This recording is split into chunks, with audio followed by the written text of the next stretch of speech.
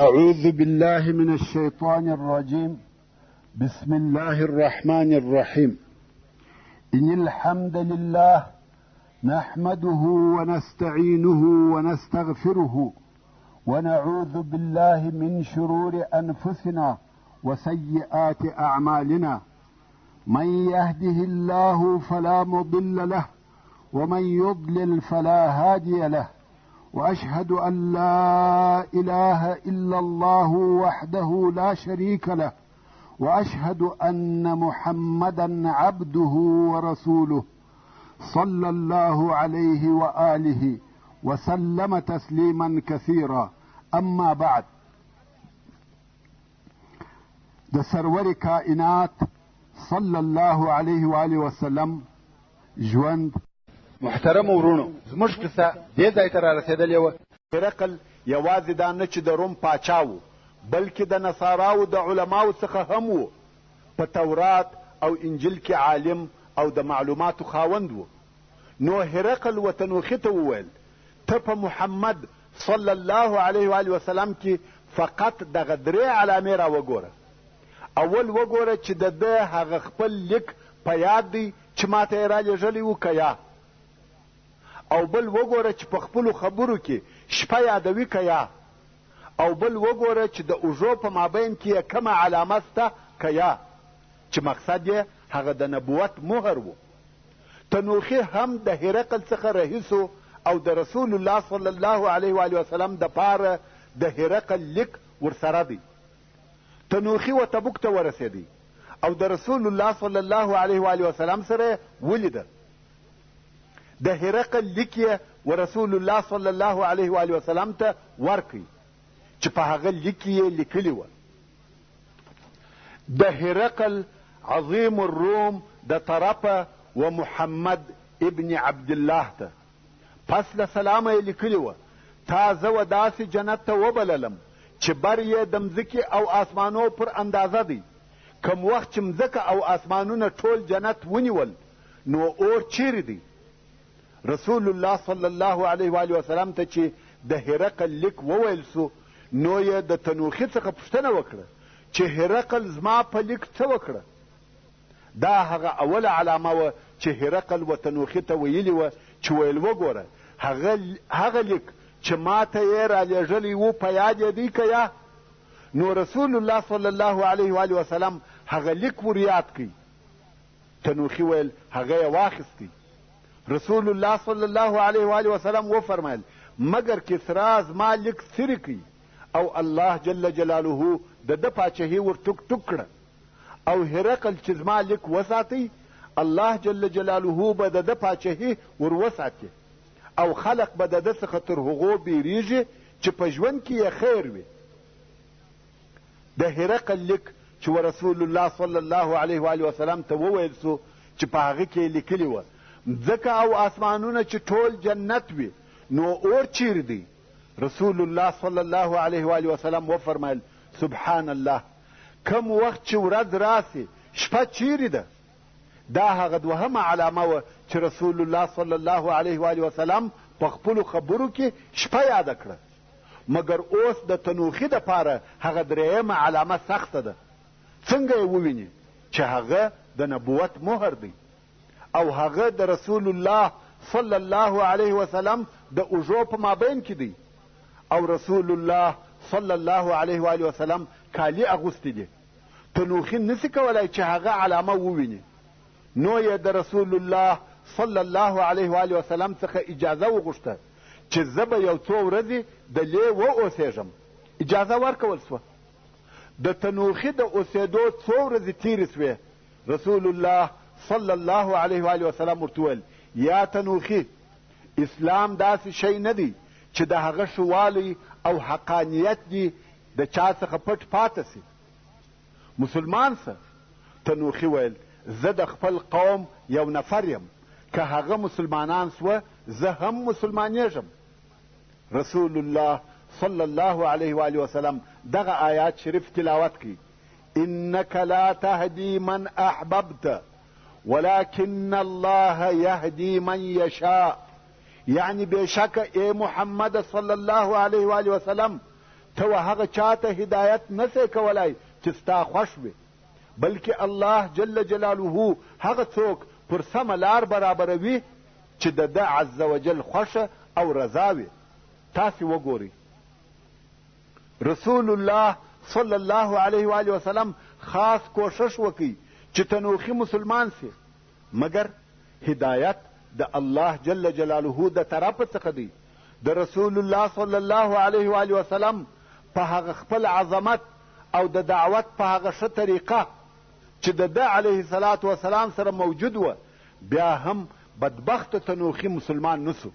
نو دا یقیني خبره ده چې دغه کار د بندگانو په لاس او اختیار کې نه دی، بلکې د الله جل جلاله په اراده پورې تعلق لري. تنوخي دلته اوسیږي او کوشش کوي چې هغه درېیمه علامه هم وویني، مګر په وسه یې نه ده پوره. څنګه کولی سي چې ویویني؟ د دغه علامې د لیدلو دپاره داسې وخت په کار دی چې رسول الله صلی الله علیه و آله وسلم لباس نه وي اغوستی، او دا نسي کېدلی. نو تنوخي نور هم پاته سو، او رسول الله صلی الله علیه و آله وسلم پوهیدی چې دی د درېیمې علامې د لیدلو دپاره ځنډېږي. نو ویل یا تنوخي راسه، هغه هم ورغلی.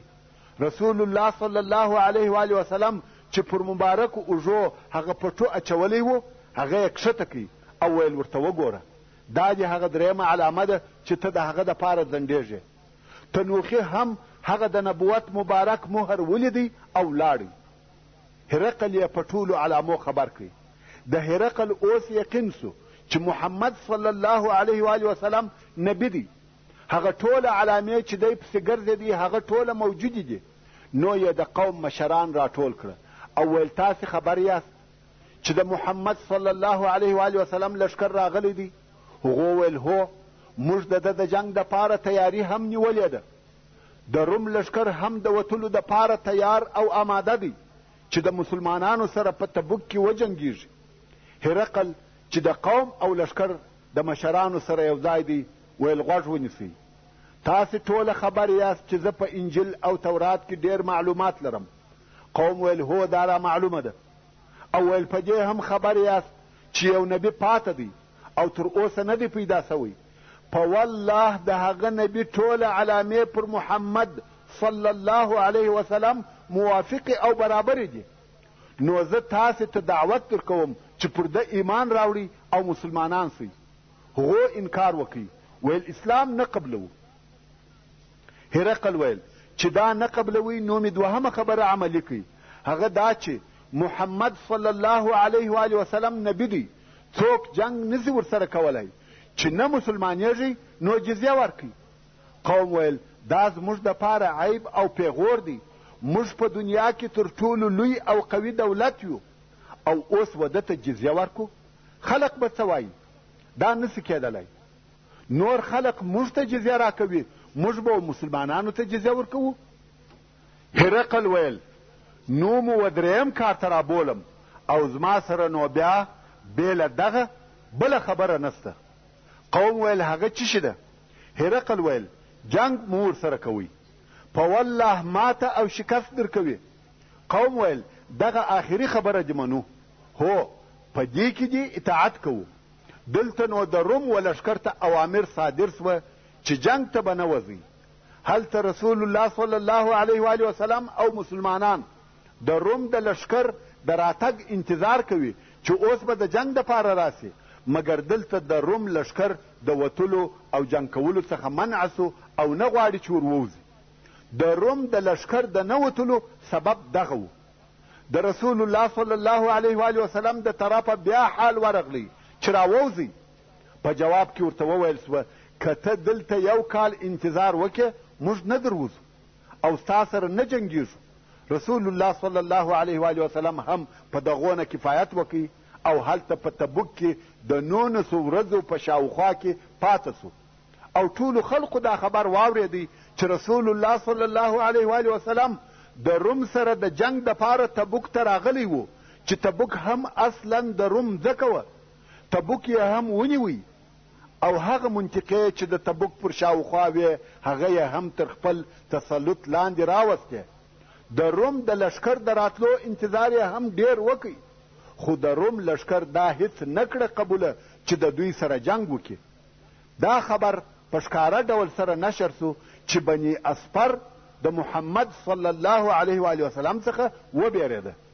په هغه وختو کې رومیانو ته بني اسفر ویل کېده او نن ورځ اروپایان ورته ویل کېږي. رسول الله صلی الله علیه و آله وسلم په دغه سره کفایت وکړي او هغه مقصد حاصل سو چې رومیان وبېرول سوه. بیا نو رسول الله صلی الله علیه و آله وسلم و مدینې منورې ته په رجوع کولو سره امر وکړي، ځکه هغه اساسي هدف او مقصد حاصل سو. ورونو، د دغه غزا دوه اساسي مقصده وه. یو دا چې دغه دین یوازې د عربو دپاره نه دی بلکې د ټولو انسانانو دپاره دی، او بل دا چې هغه د روم د حملې مخ ونیول سو.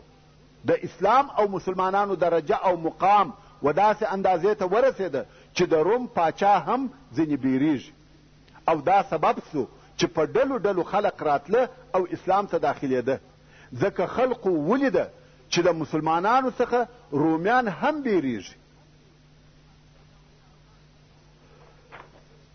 اسلامي لښکر د تبوک څخه د نصرت او کامیابۍ په حالت کې بیرته د مدینې منورې پر طرف رهي سو.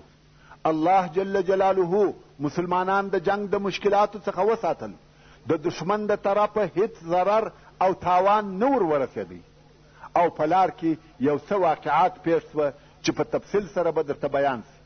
اول، ابو رهن رضی الله تعالی عنه وایي موږ پر لارې رهي وو څو پر رسول الله صلی الله علیه و آله وسلم زحمه او تنګېده شروع سوه. یعنی ډېر خلق په جمعواري او یو ځای د رسول الله صلی الله علیه و آله وسلم پر شاوخوا رهي وه. ابو رهن رضی الله تعالی عنه وایي په دغه وخت کې پر ما خوب غالبه سو او پریشانی یوړم، پر بوده سپور یم او بیده سوم. په دغه خوب کې چې په ځان هیڅ نه وم خبر، زما بوده د رسول الله صلی الله علیه و آله وسلم د بوده سره پر څنګ یا بغل رهي و.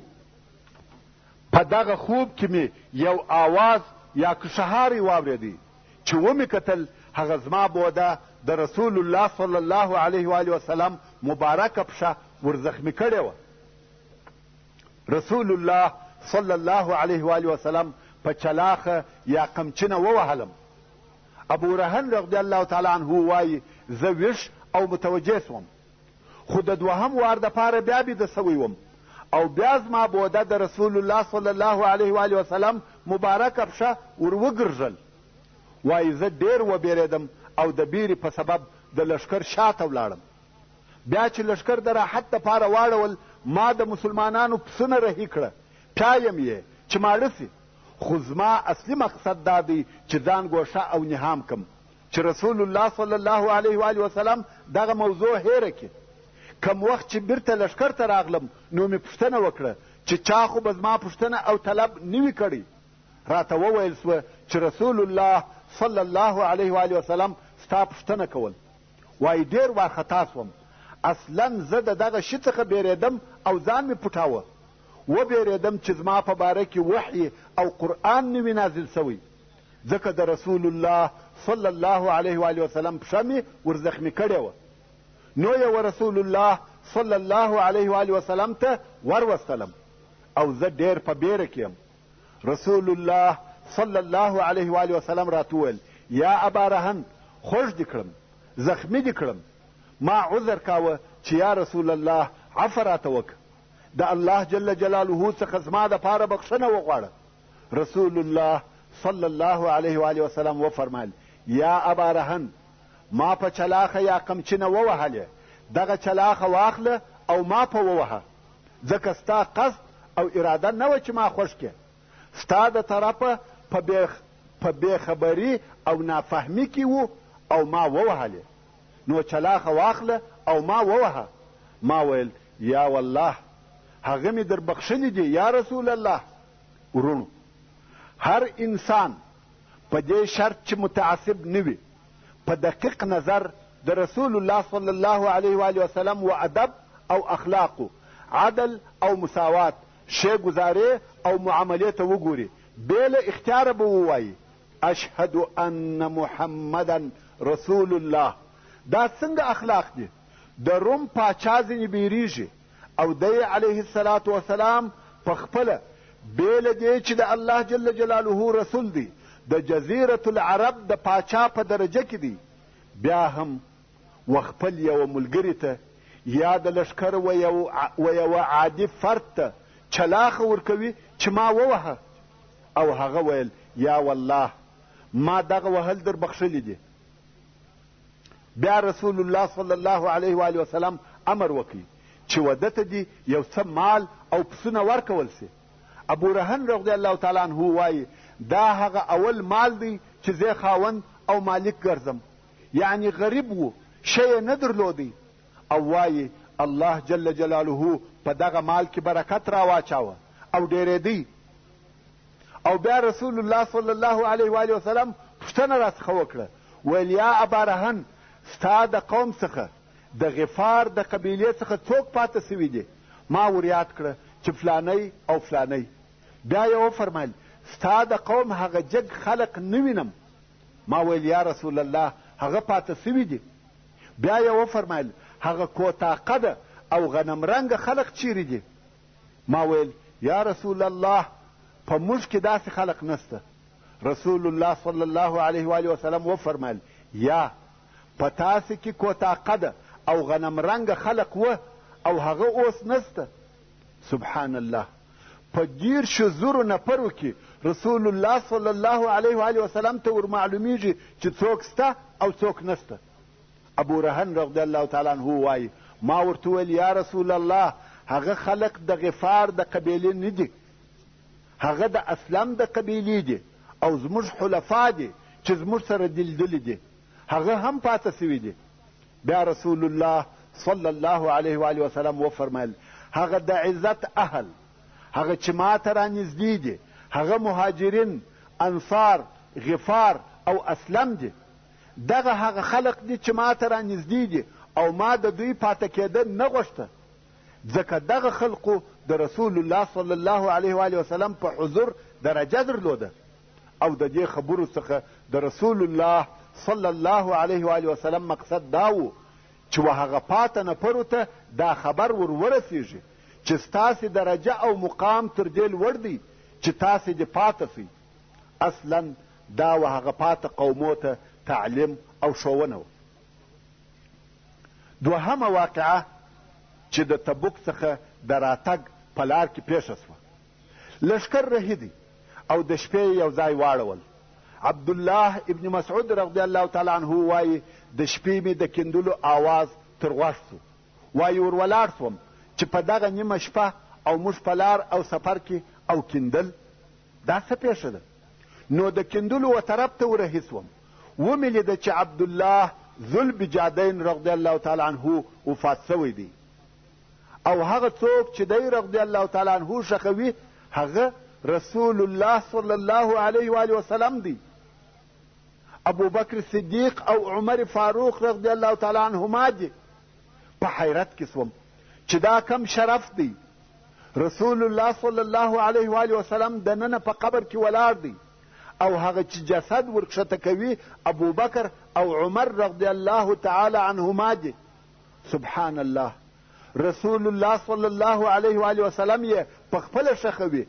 عبدالله ابن مسعود رضی الله تعالی عنه وایي ما د رسول الله صلی الله علیه و آله وسلم څخه واورېده چې ویې فرمایل اللهم انی امسیت راضیا عنه فرضا عنه.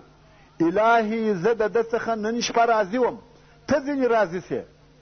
عبدالله ابن مسعود رضی الله تعالی عنه وایي ما ویل کشکې زه د دغه قبر خاوند وای. دا کومه خوشبختي، کومه درجه، کم شرف دی چې رسول الله صلی الله علیه و آله وسلم وایي الهی زه ځینې راضي یم او ته ځینې راضي سې. او په خپله رسول الله صلی الله علیه و آله وسلم یې ښخوي. ابو بکر او عمر رضی الله تعالی عنهما ورسره دي. عبدالله ذوالبجادین د هغه خلقو څخه دی چې په خپل قوم کې د اسلام په سبب د کفارو د طرفه ډېر ازارېدی. کم وخت چې ده غوښته چې هجرت وکړي هیڅ شی یې نه درلوده، ځکه ټول شیان کفارو بلکې د ده اکاګانو ځینې اخیستې وه. بېله یوه بجاده څخه. بجاد و هغه زیږې شړۍ ته ویل کېږي. نو ده د هجرت په وخت کې دغه یوه زیږه شړۍ درلوده. حتی نور د اغوستلو کالي هم نه درلوده. نو یې دغه شړۍ لونګ کړه. لوړ ځیګر او اوږې یې لڅې وې. کم وخت چې مدینې منورې ته ورنږدې سو دغه شړۍ یې نیمۍ کړه. نیمه یې لونګ کړه او نیمه یې لوړه پر اوږو واچول. نو ځکه وده ته ذل بجادین یا ذل بجادین وویل سوه او دغه یې لقب سو، یعنی د دوو شړیو خاوند. هغه یې د هجرت حال و او دغه اوس یې د وفات حال دی. د مدینې منورې او تبوک تر مابین په لار کې ښخ سو. درېیمه واقعه، لښکر پر لارې رهي دی د رسول الله صلی الله علیه و وسلم او لښکر په مخه عقبه ورغله. عقبه لوړ ځای یا هغه لوړې ته ویل کېږي چې نه لوی غر وي او نه غونډۍ، بلکې د دغه دوو په مابین کې یوه لوړه ده چې لاش هم لري. رسول الله صلی الله علیه و وسلم وفرمایل چې زه دغه لوړې ته خیجم او څوک دې نه پسې راځي. فقط 2 نفره د اصحاب کرامو څخه ورسره ملګري دي چې یو یې عمار ابن یاسر رضی الله تعالی عنه دی او بل یې حذیفه ابن یمان رضی الله تعالی عنه دی. عمار ابن یاسر رضی الله تعالی عنه یې د اوښ مهار نیولی دی او حذیفه ابن یمان رضی الله تعالی عنه تر شا په پسې دی. رسول الله صلی الله علیه و وسلم تر لښکر د مخه سو. عقبه ته ورورسېدی. عمار او حذیفه ورسره دي او دغه لوړې ته وختل او نور لښکر په لاندې شیله کې تیریږي. رسول الله صلی الله علیه و وسلم پر دغه لوړه ودرېدی او لښکر ته ګوري چې د ده علیه الصلاة وسلام و مخ ته تیریږي. لښکر تر نظر باسي، د لښکر نظم او انضباط ته ګوري. دلته بیا د منافقانو یوه ډله چې د بني تمیم د قبیلې څخه وه، په ظاهره نوي مسلمانان سوي دي او په زړو کې پر هغه خپل کفر دي. هغو په خپل مابین کې سره وویل په والله بل وار سړی پر دغه حال په لاس نه درځي، چې مقصد یې رسول الله صلی الله علیه و وسلم و. ویل د اول وار د پاره د لښکر څخه جلا سوی دی، همیشه د لښکر په مابین کې وي، موږ نسو رسېدلی او اوس فقط 2 نفره ورسره دي. موږ به هم ورسو او دغه لوړې ته به وروخیږو، هلته به پر راټول سو، ځای به پر تنګ کو او د دغه لوړې څخه به راواچوو او وبه وژل سي. نو 14 یا 12 نفره د بني تمیم سره یو ځای سوه، مولونه یې ووهل، هغه لوړې ته ورغله او ورخیږي. رسول الله صلی الله علیه و وسلم دوی ولیده او ډېر زیات په قهر سو.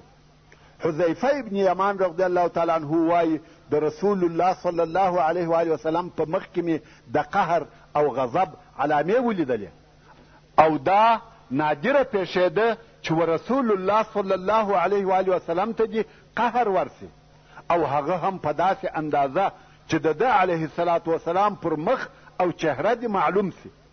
حذیفه رضی الله تعالی عنه وایي زما خیال سو چې د رسول الله صلی الله علیه و وسلم قهر په دې سبب و چې د ده علیه الصلاة وسلام د امر څخه یې مخالفت وکړي، ځکه رسول الله صلی الله علیه و وسلم ویلي وه چې څوک دې نه پسې راځي او دوی راغله. وایي زه د هغو نفرو و طرف ته په تلوار او چابکي ورهي سوم چې د راتګ څخه یې منع کم او ورته ووایم چې ولاړ سئ. په دغه وخت کې زما سره محجن را سره و. محجن په عربي کې یوې کوچنۍ اسلحې ته ویل کېږي چې نه توره ده نه نیزه، تر هغو کوچنۍ ده لکه برچه. نو حذیفه رضی الله تعالی عنه وایي دغه محجن را سره دی او د دغه نفرو و طرف ته په ځغستا ورغلم. سبحان الله، هغه د منافقانو ډله د دغه یوه نفره څخه وبېرېده. وایي کم وخت چې زه ولیدم چې د دوی پر طرف د محجن سره ورهي یم، بیرته پر شا ولاړه او وتښتېده. زه بیرته و رسول الله صلی الله علیه و وسلم ته راغلم. رسول الله صلی الله علیه و وسلم راته وویل یا حذیفه ته خبر یې چې د دوی څه نیت او اراده وه؟ ما ویل یا رسول الله. ویل یا حذیفه د هغو مقصد دا و چې ما پر دغه لوړه تنګ او یوه طرف ته کې او بیا مې لاندې واچوي. وصلى الله تعالى على خير خلقه محمد وآله وأصحابه وأهل بيته أجمعين. والسلام عليكم ورحمة الله وبركاته.